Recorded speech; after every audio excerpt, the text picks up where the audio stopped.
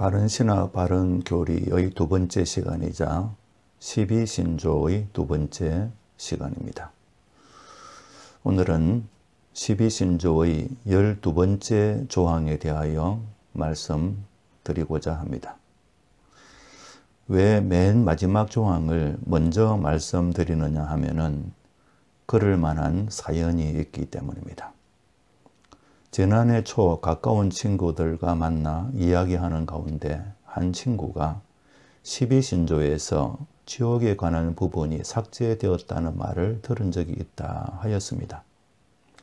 저는 그럴 리가 있겠나 생각하고 집에 와서 확인해 보았는데 그것은 사실이었습니다. 12번째 조항은 다음과 같습니다. 죽은 자가 끝날에 부활함을 받고 그리스도의 심판하시는 보호자 앞에서 이 세상에서 선악간 행한 바를 따라 보응을 받을 것이니 그리스도를 믿고 복종한 자는 현저히 사함을 얻고 영광 중에 영접을 받으려니와 오직 믿지 아니하고 악을 행한 자는 정죄함을 입어 그 죄에 적당한 형벌을 받는다. 그런데 우리 교단의 신조 12번째 조항에서는 영광 중에 영접을 받을 것이다 로 끝나버렸습니다. 그 뒤에 있는 오직 믿지 아니하고 악을 행한 자는 정죄함을 입어 그 죄에 적당한 형벌을 받는다라는 부분이 삭제되어 있는 것입니다. 지금 여러분들이 확인해 보시면 알 수 있습니다. 우리 교단 헌법의 첫 부분이 교리편이고 교리편 중에 제일 처음은 사도신경, 그리고 두 번째가 12신조입니다. 그 다음에는 웨스트민스터 신앙고백과 소교리 문답이 나옵니다. 이것은 12신조가 얼마나 중요한 교리인가를 보여줍니다. 이처럼 중요한 교리의 한 부분이라도 대부분의 공동체가 모르는 가운데 삭제된다면 이것은 엄청난 사건이 아닐 수 없을 것입니다. 교리의 적절성은 차치하고라도 도덕성의 문제요, 양심의 문제일 뿐 아니라 교단의 정체성 문제이기도 하기 때문입니다. 일단 저는 먼저 이웃 교단의 현황은 어떤가 하고 알아보았습니다. 보수적인 합동적 헌법을 찾아서 확인하니 거기에는 원문대로 그대로 보존되어 있었습니다. 혹시 이것이 신학의 성향과 관련이 있나 싶어서 장로교 중에서 제일 진보적이라는 기장측 헌법을 찾아서 확인해 보았는데 거기에도 원문대로 그대로 보존되어 있었습니다. 오직 우리 교단 헌법에만 삭제되어 있었던 것입니다. 이 사실에 너무 놀라서 저는 주위 사람들에게 이야기를 했는데 그중 한 사람은 듣고도 놀라지를 않았습니다. 자기는 진작에 알고 있었다고 대답하는 것이 아닙니까? 그래서 왜 가만히 계셨느냐고 물었더니 우리 교단에 큰 문제가 하나둘이 아닌데 그런 것에 신경을 쓰겠느냐 싶어서 그냥 체념하고 산다는 대답이 돌아왔습니다. 저도 우리 교단에 대하여 교리적인 점에서 유감이 없지 않았지만 그래도 이건 아니라는 것, 삭제하려면 공식적인 절차라도 거쳐서 해야지 이렇게 아무도 모르게 하고 또 쉬쉬하는 것은 말이 안 된다고 생각하고는 문제로 삼기로 마음을 먹었습니다. 마침 제가 총회 이단 사이비 문제 상담소장이라 이단 사이비 대책위원회에 이 사실을 보고했습니다. 그랬더니 위원들이 예상 밖으로 큰 관심을 보여주었습니다. 이게 만약 사실이라면 보통 문제가 아니다. 누가 그렇게 삭제를 했는지 밝혀내어 엄중하게 처벌해야 한다고 목소리를 높이시는 분들도 있었습니다. 그리하여 이대위는 총회 임원회에 이 사실을 보고하기로 결의했습니다. 그 이후의 경과를 간단히 설명하면 총회 임원회에서 이것을 보고받고 어떻게 처리할지 논의하기 위하여 임원들 중 3인과 이대위 위원장 서기 그리고 상담소장으로 소위원회를 구성하였고 소위원회의 보고를 받은 임원회는 이 문제를 이대위에서 조사하여 보고하도록 결의했습니다. 이대위에서는 다시 애초에 문제를 제기한 상담소장인 저에게 이 문제를 일임했습니다. 그래서 제가 이것을 총회 임원회의 수임 과제로 맡았고 몇 사람의 도움을 받아 자세히 조사를 했는데 문제의 12신조 삭제 사건은 1969년에서 1971년 사이에 총회의 헌법개정위원회에서 일어난 일임을 발견했습니다. 그러니까 벌써 50년이 경과한 사건이었습니다. 또 발견한 것은 12번째 조항 일부만 아니라 두 번째 조항인 신론의 한 구절과 또 신조의 결론에 해당하는 성인식도 그때 삭제되었음을 발견했습니다. 이것은 모두 적법 절차를 거치지 않았으므로 불법적인 일이었습니다. 즉, 당시 헌법개정위원회가 총회에 보고한 것과 실제 개정되어 나온 결과는 위와 같이 달랐던 것입니다.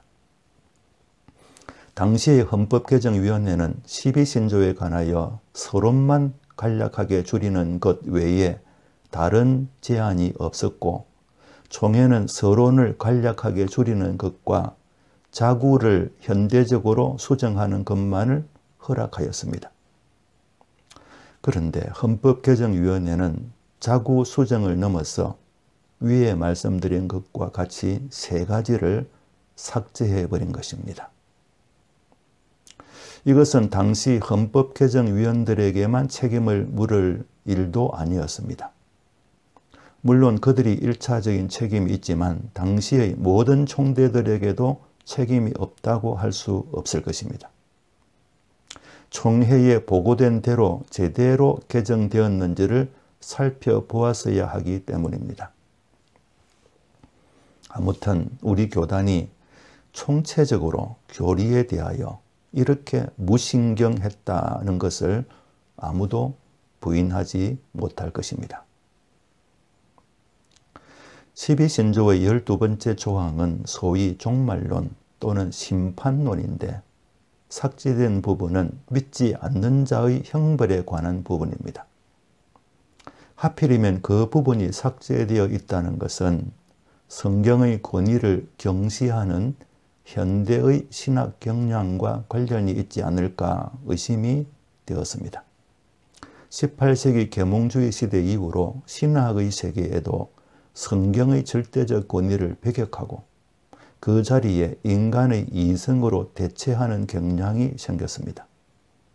이성의 권위에 의하여 하나님조차도 평가를 받게 되었습니다. 그 결과 공의의 하나님, 인간을 심판하시는 하나님은 배척되고 사랑의 하나님이 환영받았습니다. 무슨 말이냐 하면 하나님의 심판은 깊이 되고 하나님의 은혜는 환영받았다는 것입니다.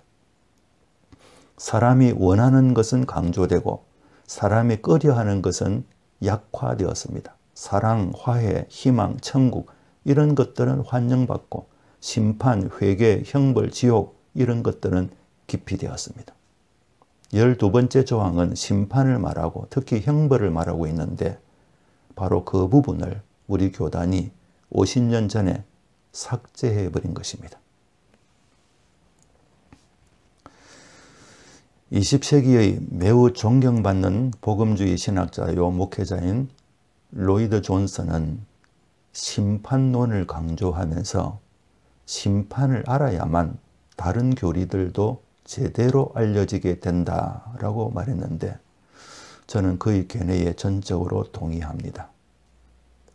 칼 바르트 이후로 신학의 향도, 곧 신학을 이끌어가는 것은 종말론이라고 말하는데 저는 종말론 중에서도 심판론이라고 주장하고 싶습니다. 신학을 심판론으로부터 시작하는 것이 효과적이라고 생각합니다. 인간 실존의 관점에서 볼 때 심판론은 신학의 체계 중 제일 아래에 위치하는 하부 구조로서 모든 다른 교리와 사상을 떠받치고 있는 기초돌과 같습니다. 모든 다른 교리들은 그 위에 세워져 있습니다. 심판론이 제일 하부에 위치하여 눈에 잘 띄지 않을지라도 그것이 그 자리에 견고하게 구축되어 있어야 합니다. 그렇지 않고 만약 심판론을 빼버린다면 그 위에 있는 모든 다른 교리들도 다 허물어져 버리는 것입니다. 세례 요한이 왜 회개의 세례를 전파하였을까요? 회개하지 않으면 심판을 받아 지옥불에 들어갈 수밖에 없기 때문입니다. 예수님도 하나님 나라 복음을 전파하실 때 회개하라, 천국이 가까웠다고 외치셨습니다. 회개하지 않으면 지옥의 형벌을 면할 수 없기 때문입니다. 심판을 모르면 구원도 알 수 없습니다. 그러므로 심판을 경홀히 여기는 신학을 한다면 이미 잘못된 신학에 들어선 것입니다. 하나님의 심판이 전제되지 않으면 하나님의 구원의 사랑을 온전히 알 수 없습니다. 심판을 배제해 놓고 구원과 사랑을 아무리 소리 높이 외친들 그게 무슨 의미가 있겠습니까? 12번째 조항은 다음과 같은 사실을 고백합니다. 첫째, 모든 사람은 종말에 부활하고 그리스도로부터 심판을 받는다. 둘째, 믿고 순종한 사람은 영광 중에 영접을 받는다.